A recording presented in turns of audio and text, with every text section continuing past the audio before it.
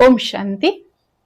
આજે આપણે એક એવી પ્રેરણાદાયક વાર્તા સાંભળીશું જેના પરથી આપણને એ શીખવા મળે કે કોઈ પણની વાત કરતા પહેલા આપણે 100 વાર વિચાર કરવો જોઈએ.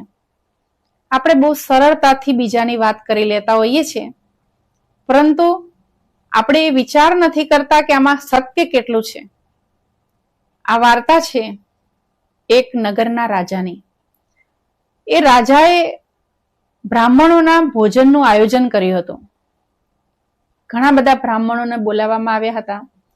આજુબાજુના દૂર દૂર ગામેથી રાજાએ બ્રાહ્મણોને જમવા માટે બોલાયા હતા, કારણ કે બ્રાહ્મણોને જમાડવા પુણ્યનું કામ ગણાતું હોય છે. એટલે રાજાએ બ્રાહ્મણોનું ભોજન કરી અને પુણ્ય કમાવા માટેનો એક રસ્તો શોધ્યો હતો કે ઘણા બધા બ્રાહ્મણોને હું જમાડું અને હું ઘણા બધા પુણ્યનો ભાગીદાર બની જાઉં. રાજાએ ખૂબ સરસ આયોજન કર્યું હતું. બહુ જ મોટી વિશાળ જગ્યામાં બ્રાહ્મણો માટેનું ભોજન બની રહ્યું હતું. એક સરસ રસોઈયાને બોલાવવામાં આવ્યો હતો. એની સાથે બીજા અન્ય પણ મદદગારો હતા હાજર. અને મોટા મોટા તપેલાઓમાં, મોટા મોટા દેગડાઓમાં રસોઈ બનવાની ચાલુ થઈ ગઈ છે. ચારે બાજુથી બ્રાહ્મણોનું આવવાનું પણ ચાલુ થઈ ગયું છે. રાજાની ખુશીનો પાર નથી કે આજે એક સાથે હું આટલા બધા બ્રાહ્મણોનો જમણવાર કરું છું. રાજાએ એ ખુશીમાં ને ખુશીમાં ઘણા બધા પકવાન બનાવડાવ્યા છે. હવે થાય છે એવું કે જ્યાં આગળ રસોઈ બની રહી છે, જ્યાં ખુલ્લા વાડામાં જ્યાં મોટું આયોજન છે, મોટા મોટા તપેલા, એનીમાં રસોઈને બધું બની રહ્યું છે, રસોઈયો બધું બનાવી રહ્યો છે, ઘડીકમાં આ તપેલામાં હલાવે છે, ઘડીકમાં આ તપેલામાં. તો થાય છે એવું કે એ દરમિયાન એક સમડી સાપને લઈને નીકળે છે આકાશ માર્ગેથી. હવે જે સમડી જે છે એ સાપને લઈને એટલા માટે જઈ રહી છે કે સાપ એનો ખોરાક છે, પણ સાપ જે છે એ બચવા માટે મોઢામાંથી ઝેર કાઢે છે. અને એ ઝેર જે છે એ ડાયરેક્ટ જે ખીર બની રહી હતી, જે રસોઈયો ખીર બનાવી રહ્યો હતો, એ ખીરની અંદર પડે છે. હવે રસોઈયો ક્યારેક દાળ જોવા માટે જતો હોય છે, ક્યારેક ખીર જોવા માટે. આસપાસમાં ઘણા બધી વેરાયટી બની રહી છે, ઘણી બધી વસ્તુ બની રહી છે. રસોઈયાનું ધ્યાન આમાં બિલકુલ નથી કે ઉપરથી કંઈક પડ્યું છે. હવે જે આ સાપે નાખેલું ઝેર જે છે એ ખીરમાં અંદર ભળી જાય છે. બધી રસોઈ જ્યારે તૈયાર થાય છે ત્યારે બ્રાહ્મણોને પીરસવામાં આવે છે.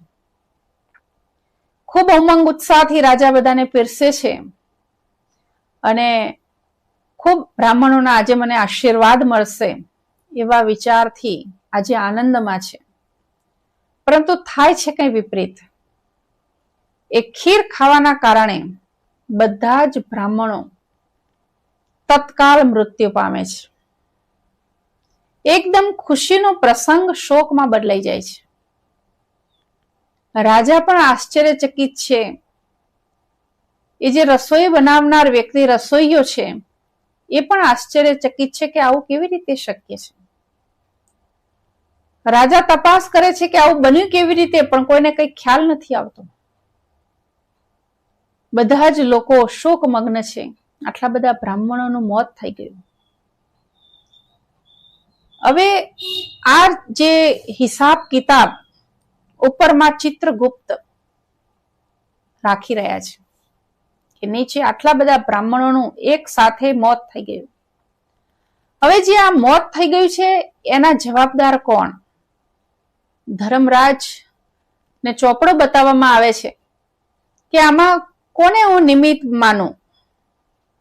કારણ કે જો પેલી સમડીને માનવામાં આવે તો એ સમડી તો એના ભોજનને લઈને જઈ રહી હતી. સાપને કઈ એમને નહોતી લઈ જઈ રહી હતી, એ તો એનું ભોજન છે. સાપે ઝેર કાઢ્યું છે એના કારણે બ્રાહ્મણો મરી ગયા? તો સાપ જે છે એ તો પોતાના બચવા માટે ઝેર કાઢી રહ્યો છે, એટલે એને પણ કોઈ પાપનો ભાગીદાર બનાવી શકાય નહીં. પછી ધર્મરાજે વિચાર્યું કે રાજા, જેના કારણે બધા બ્રાહ્મણો મરી ગયા, પરંતુ રાજા પણ નિમિત્ત તો ના બની શકે, કારણ કે રાજાએ તો પુણ્ય મેળવવા માટે બ્રાહ્મણોને એકત્રિત કર્યા હતા. રાજાનો ઈરાદો કોઈ એવો નહોતો કે બ્રાહ્મણોને મારે મારી નાખવા છે, એટલે રાજાના ખાતામાં પણ આ પાપ લખી શકાય નહીં. બધા જ લોકો વિચાર મગ્ન થઈ ગયા કે આ પાપ કોના ખાતામાં લખવું. સમડીના ખાતામાં ના લખી શકાય, સાપના ખાતામાં ના લખી શકાય. પેલો રસોઈયો જે છે એ પણ નિર્દોષ છે, એને પણ ખ્યાલ નથી, એને પણ કોઈ જાણી જોઈને આવું કર્મ કર્યું નથી, એટલે એ પણ નિર્દોષ છે.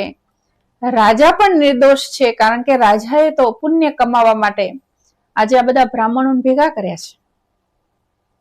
તો પછી આ પાપ કોના ખાતામાં લખવું? ધર્મરાજે ચિત્રગુપ્તને કહ્યું કે આ ફાઇલ પેન્ડિંગ રાખો, થોડોક સમય પૂરતો આને તમે સાઈડમાં મૂકી દો. આ કોને કરવાનું છે, કોને શું, એ બધું પછી જોઈશું આપણે, થોડોક સમય રહેવા દો આને. આ વાતને થોડોક સમય વીતી ગયો.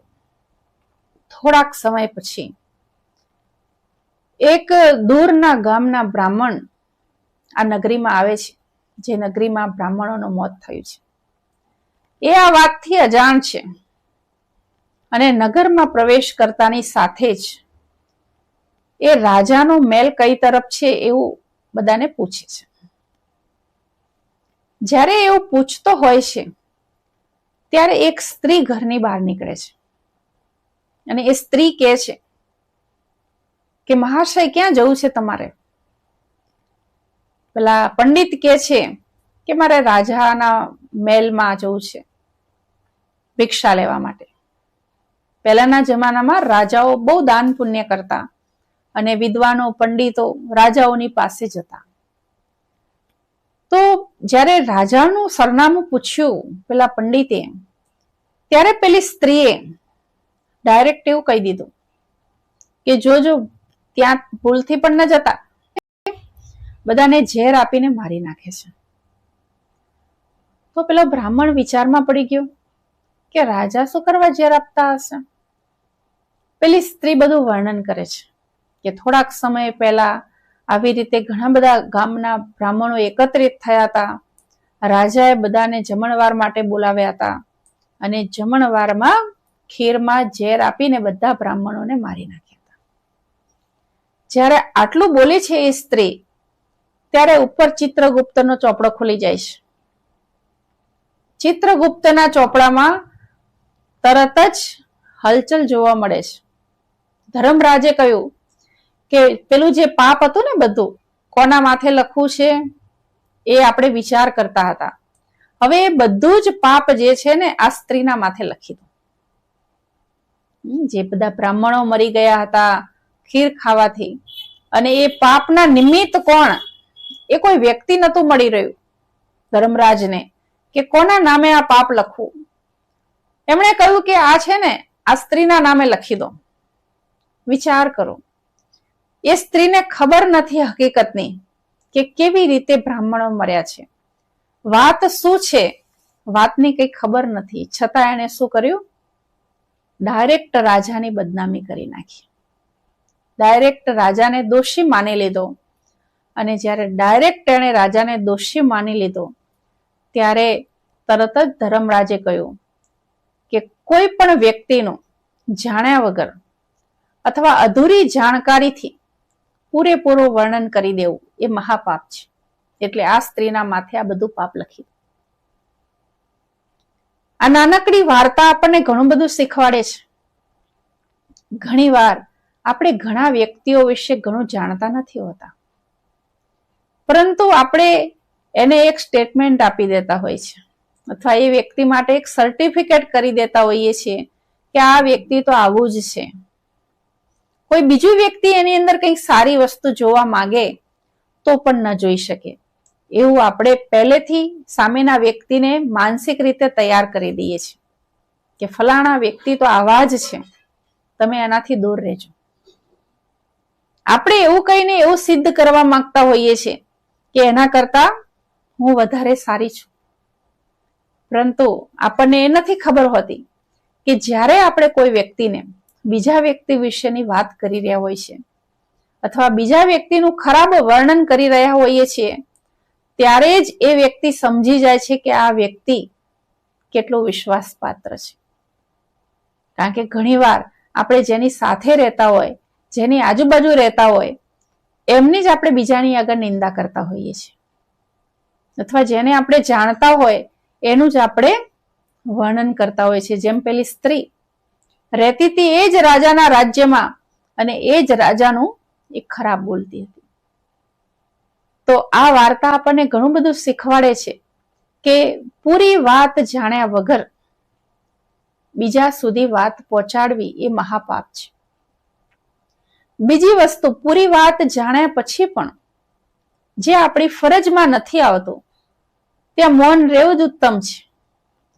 કારણ કે આપણે બીજાને જણાવીએ અને એ વાત આગળ સુધી પહોંચે છે.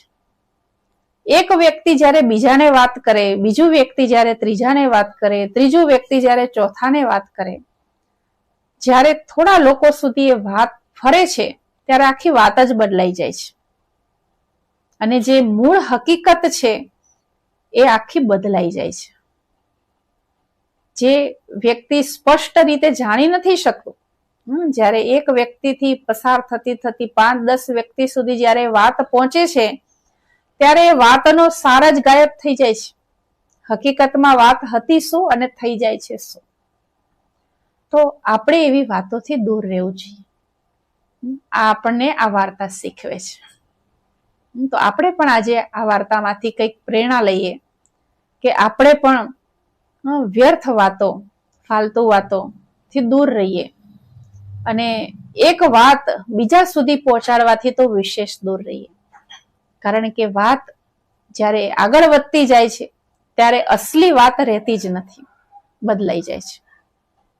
આવો આજે વિશેષ આપણે આ વાર્તામાંથી પ્રેરણા લઈએ. આપને પણ જો આ વાર્તામાંથી કંઈક વિશેષ પ્રેરણા મળી હોય તો કોમેન્ટમાં જરૂરથી જણાવજો. અને આગળ આવી વિશેષ પ્રેરણાદાયી વાર્તાઓ સાંભળવી હોય તો પણ અમને જરૂરથી જણાવજો. ઓમ શાંતિ.